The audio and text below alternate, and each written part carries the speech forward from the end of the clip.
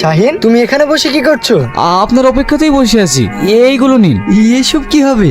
আমি ভাই হয়ে দিদিকে কিছু দিতে পারবো না, তাই এগুলো আমার দিদির জন্য নিয়ে যাও। কিন্তু তোমার দিদি জানলে তো এগুলো নেবে না। তুমি তো ভালো করে জানো তোমার দিদি কেমন। আপনি ধরেন তো, আমার দেরি হয়ে যাচ্ছে।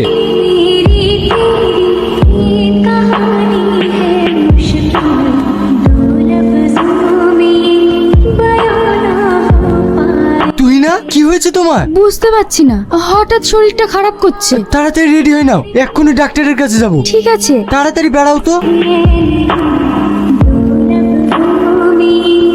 কংগ্রেচুলেশন, আপনি বাবা হতে চলেছেন। তাই? এই সময় পেশেন্টকে এখন প্রোটিন খাবার খাওয়াতে হবে, আর শরীরে একটু রক্ত নেই, শরীরের যত্ন নিতে হবে। ঠিক আছে ডাক্তার বাবু, এই নিন আপনার ফিস।